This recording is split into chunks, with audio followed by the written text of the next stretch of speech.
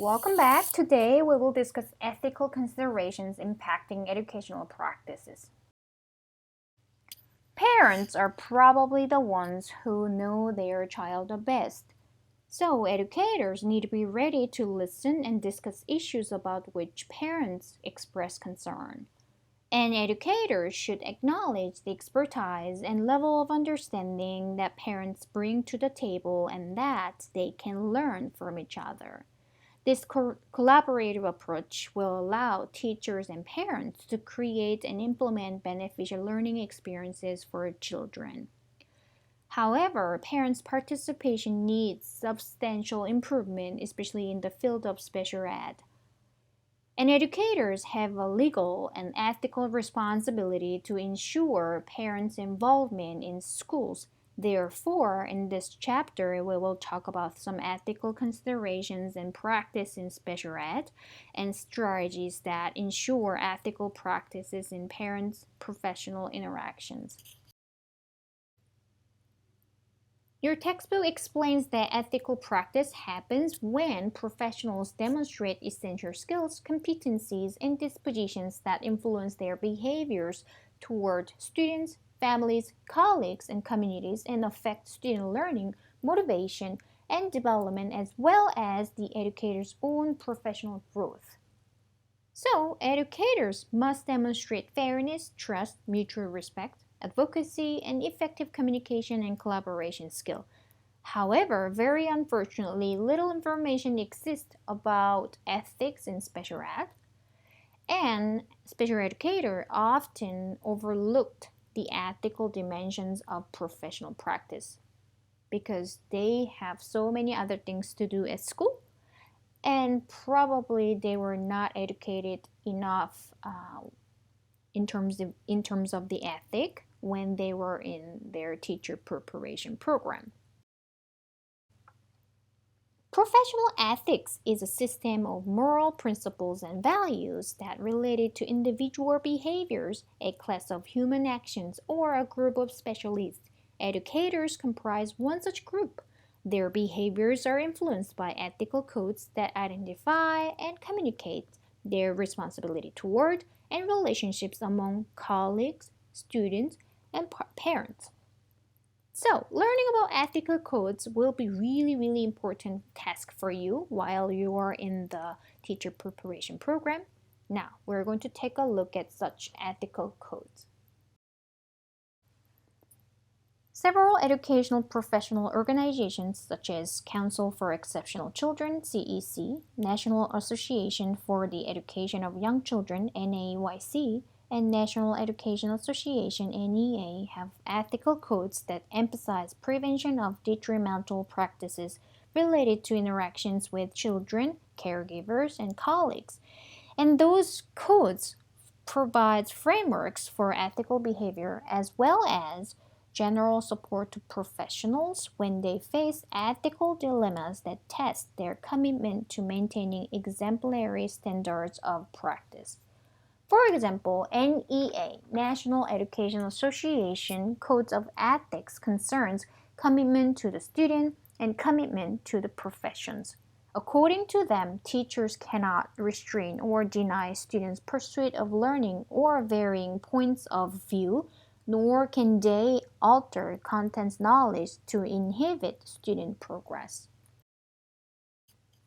As you all may know, NAYC is a national organization for young children, children's age from birth through 8 years old, and their ethical codes provides guidelines for responsible behavior and sets forth a common basis for resolving the principal ethical dilemmas encountered in early childhood care and education. And NAYC's ethical codes is pretty straightforward, so make sure you read the codes. And the codes is included in your textbook, page from 261, Appendix B. The primary consideration when discussing education codes of ethics is to acknowledge the ethical principle of first, do no harm. In education, the principle of doing no harms connotes the idea that no harm should occur when teaching children and youth and when interacting with other people, including parents. First, children. The notion of preventing no harms to children is infused throughout the Safe Schools Manual by NAE 2005. The manual provides suggestions for teachers to facilitate cooperative relationship between home and school and deter potential harmful events to children. Parents' support of and parents' participation in education is the key to children's success in school. So NAE suggests guidelines that promotes positive relationship between educators and parents and other family members too. The guideline includes something like this, like regularly communicating with family, establishing work helpline to assist students when they incur difficulty completing assignments. However, teachers often experience ethical dilemmas and value conflicts in parents and professional relations that related to racial, ethnic, cultural differences, diverse family structures, and disparity in child rearing practices.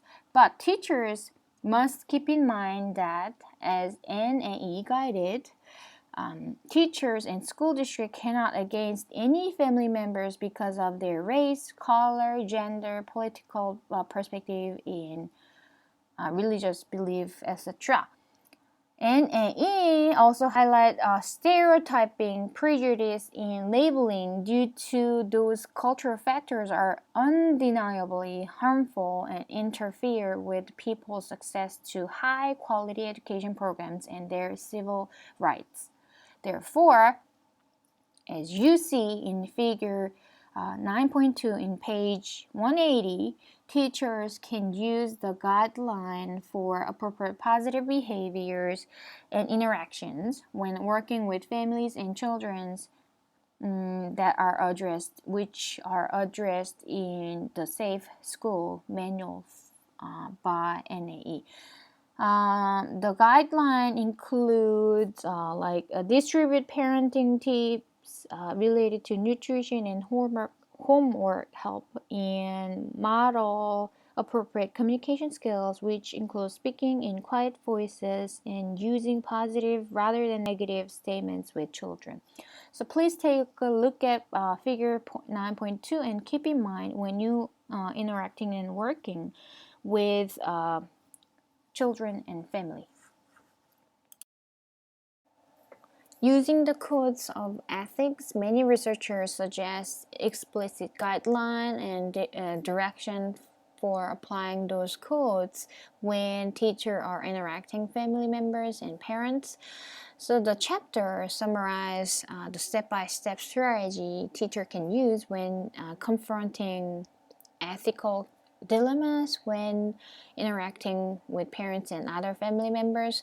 So to solve the problem and make ethical decision, teacher can first identify the ethical issue, brainstorm solution to ethical dilemma, analyze the risk and benefits of the solutions, and choose a course of action, take action and assume responsibility for the decision, evaluate the result of decision-making process, evaluate result of the action, assume responsibility for consequences, correct negative consequences, or reflect on the decision-making process. In pages 188 to 191 provided the useful examples of the steps, these step processes. So please take a look at the example at those pages.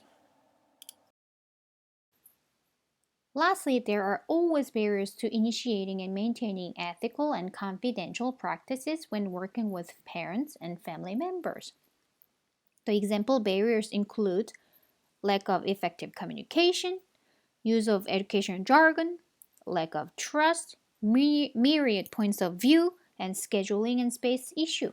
Although teachers and parents share equality in their relationship, People generally think that it is teachers' responsibility to overcome those barriers. Therefore, teachers may need to be equipped with some skills, strategies, or related ethical knowledge to overcome those barriers.